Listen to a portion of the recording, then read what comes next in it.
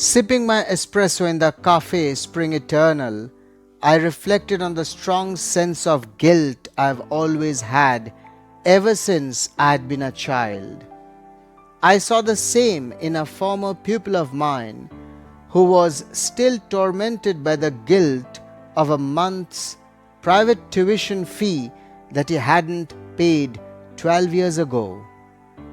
I had, of course, forgotten, but he made me smile as he reminded me of myself with his embarrassment and his desire to redress the wrong done. The reason for sharing this is that guilt is something that the sensitive feel, and it reflects the finer side of a man's nature. Feeling guilt is indicative of a person's willingness to take responsibility. Most of us, sadly, have at least one major cause of guilt that torments us. Some mistake, error, fault, crime, a sin that racks us with pain, essentially secret, and sticks with us all our life. A friend betrayed, a love given up, a dependent abandoned, an acquaintance ill-treated, a relative snubbed. These are all familiar sources of guilt that sit face to face with us on a rainy afternoon or a chilly night. The most damning sense of guilt frustrates you with the sense that it cannot be set right.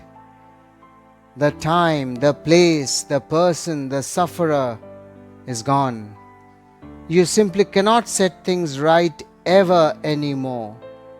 My excruciating feeling of guilt was for a dog I couldn't save from a heartless, abusive woman who had never wanted him ever since he had been picked up as a stray by her husband.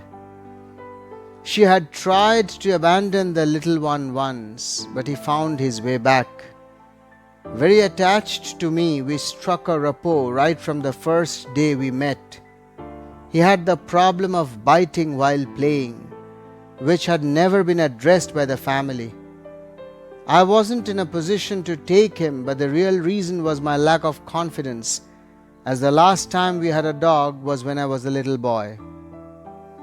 Finally, they abandoned this creature, my boy as I called him, on a train in the dark of a rainy night. However, I couldn't forgive myself.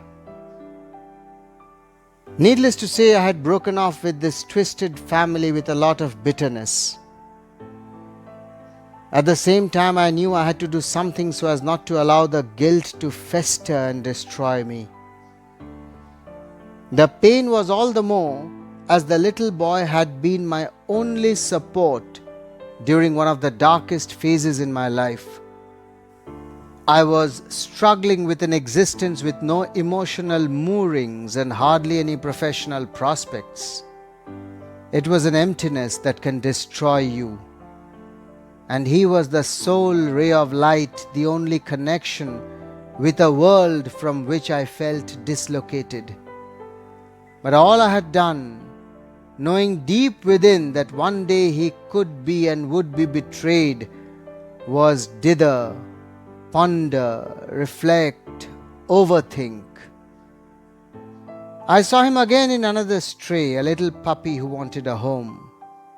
As I hugged him, felt his heart beating against mine and his paws holding me tight, I realized your mistake, crime or sin may not be rectified in the old world that is lost, but a new positive action can create new worlds with new characters that have links with the old. In fact, literally no wrong can be set right because that moment at that time, those emotions, the perpetrator and the sufferer are no longer the same. But in all cases, there can be a new and better world, an awakening if the guilt is used to temper us into someone better, so that we can forge a new universe with this pain. For after all, when we make a mistake and suffer, we too are victims. For every act of guilt, there are two victims, two sufferers.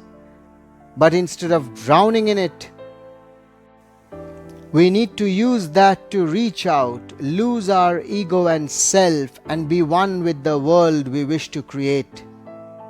Only then can we forgive ourselves for our error of omission and commission. What's your guilt, my friends? What is it that you are seeking closure from? Don't delay. Take the first step now and let me know you are free. See you soon.